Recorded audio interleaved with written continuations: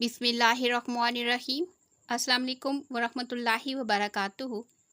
अज़ीज़ तलबा व तालिबात, study secrets में आप सबको खुशामदीद कहते हैं। डियर स्टूडेंट, आज हम पढ़ेंगे जावेद के नाम नज़्म का मरकज़ी ख़याल। डियर स्टूडेंट, मरकज़ी ख़याल क्या होता है? मरकज़ी ख़याल वो सेंट्रल थीम यानी मेन आइडिया होता है जो किसी भी नज़्म के अंदर होता है। यही वो सेंट्रल आइडिया मरकज़ी ख़याल होता है जिसके इर्द गिर्द पूरी नज़्म घूमती है। शायर उसी मरकज़ी ख़याल को सामने रख कर अशार को लफ्ज़ों में ढालता है, उनको तोड़ता है, जोड़ता है और अपने ख़यालात को जो है उस मरकज़ी ख़याल के इर्द गिर्द रखता है। तो मरकज़ी ख़याल इंतहाई ज़रूरी है। ये वो बुनियादी चीज़ है जो हमें किसी भी चीज़ या किसी भी काम को करने के लिए उकसाती है और हम उसी चीज़ को अपने ज़हन में रख कर उस पर काम करते हैं। बिल्कुल इसी तरीके से शायर हज़रात भी सेंट्रल थीम मेन आइडिया को सामने रख कर उससे मुतालिक जो है अपने ख़यालात को अशार की सूरत में ढालते हैं। नज़्म है जावेद के नाम। शायर का नाम है अल्लामा मोहम्मद इकबाल रहमतुल्लाह अलैह। अल्लामा मोहम्मद इकबाल रहमतुल्लाह अलैह। माखज़ है बाले जिब्रील और सिन्फ है शायरी। इस सवाल में डियर स्टूडेंट आपको पहले बताया था कि या है। सवाल नंबर 6 है बोर्ड का और इसके अंदर या है। आपने या तो नज़्म का खुलासा लिखना होगा या फिर मरकज़ी ख़याल लिखना होगा, आपके पास चॉइस है। लिहाजा आपकी आसानी के लिए आपको पहले से बता दिया गया है कि आप या तो मरकज़ी ख़याल तैयार करें या फिर खुलासा। यह आपकी अपनी चॉइस है, आप क्या तैयार करना चाहते हैं, आपकी दिलचस्पी का मरकज़ क्या है।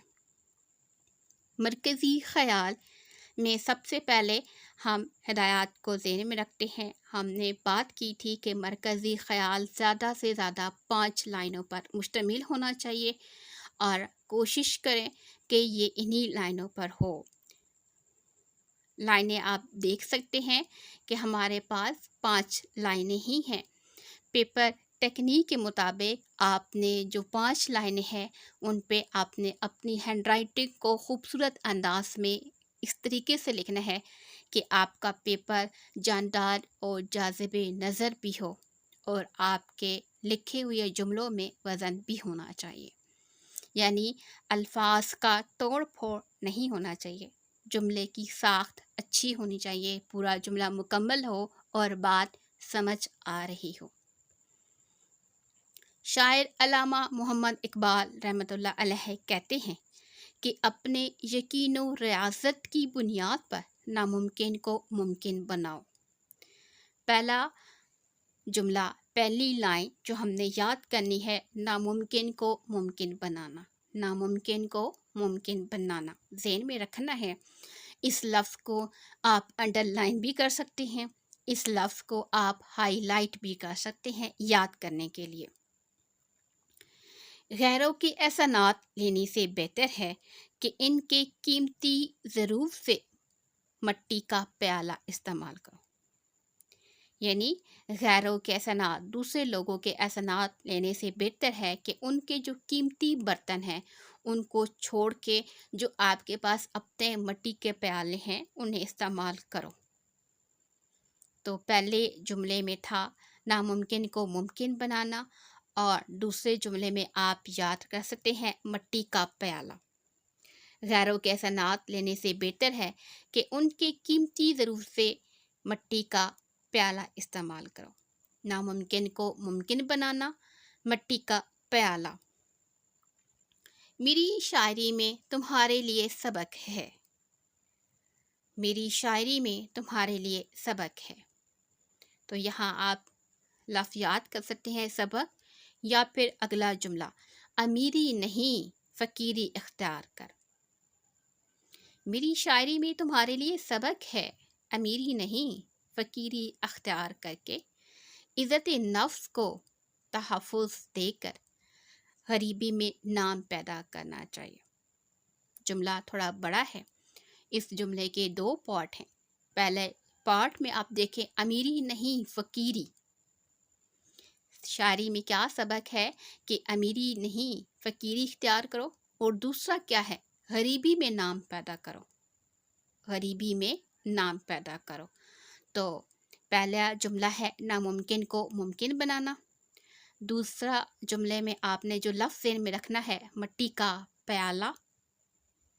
तीसरा जो जुमला है उसमें आपने देखना है शायरी का सबक। फिर उसके बाद अमीरी नहीं फ़कीरी, और फिर लास्ट में है गरीबी में नाम पैदा करो। आप इन अल्फाज को अंडरलाइन कर सकते हैं जब आप लिखेंगे, ताकि ये अल्फाज आपको याद रहें। आप हाईलाइट कर सकते हैं, आपकी चॉइस है, आप किस तरीके से याद कर सकते हैं। लेकिन जो भी आप तरीका अपनाएं, कोशिश करें कि आपकी तैयारी उसी तरीके के मुताबिक बोर्ड के पेपर के पॉइंट ऑफ व्यू से अच्छी होनी चाहिए। पहले जुमले में था नामुमकिन को मुमकिन बनाना, दूसरे जुमले में है मिट्टी का प्याला, तीसरे जुमले में आप कर सकते हैं अमीरी नहीं फ़कीरी, और लास्ट में है गरीबी में नाम पैदा करो। ये एक आसान फार्मूला है किसी भी नज़म को, किसी भी सबक के खुलासे को, किसी भी मज़मून या कहानी को याद करने का। आप हर जुमले को गौर करें, उसमें से मेन जो जुमले में बात कही गई है उसको अंडरलाइन करें और याद करें। इस तरीके से आप जो भी सवाल याद करेंगे किसी और सब्जेक्ट का भी, वो सवाल आपको उसी तरतीब के साथ याद रहेगा और कभी भी नहीं भूलेगा।